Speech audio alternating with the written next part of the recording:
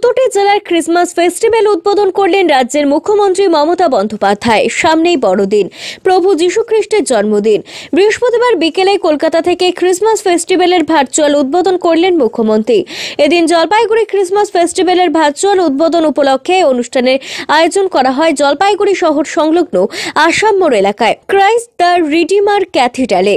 এদিন জলপাইগুড়ির ক্রিসমাস ফেস্টিভ্যালের উদ্বোধনী অনুষ্ঠানে উপস্থিত ছিলেন মন্ত্রী বুলুচিক বড়াইক, জেলা শাসক শ্যামা পারভিন, জেলা পুলিশ সুপার খান্টুপহালে উমেশ কলপত, সভাপতি কৃষ্ণা রায় বর্মন, সহকারী সভাপতি সীমা চৌধুরী সহ জেলা প্রশাসনের আধিকারিকেরা। উল্লেখ্য, 19 থেকে 30 ডিসেম্বর পর্যন্ত জলপাইগুড়ি ক্রিসমাস ফেস্টিভ্যাল চলবে। আমাদের মাননীয় মুখ্যমন্ত্রী নির্দেশে আজকে একটা প্রোগ্রাম হয়েছিল। উনি প্রত্যেক বছরে কলকাতায় চার্চকে উদ্বোধন করেন, চার্চে যে লাইটিং হয়। তো এই বছর কিন্তু প্রথমবার উনি অনেক জেলাকে কিন্তু 4-5 জেলাকে উনি কানেক্ট করেছেন। তার মধ্যে জলপাইগুড়িকে নেওয়া হয়েছিল। জলপাইগুড়ির মধ্যে এটা প্রথমবার হয়েছে, এই ক্যাথিড্রাল চার্চকে সিলেক্ট করা হয়েছে।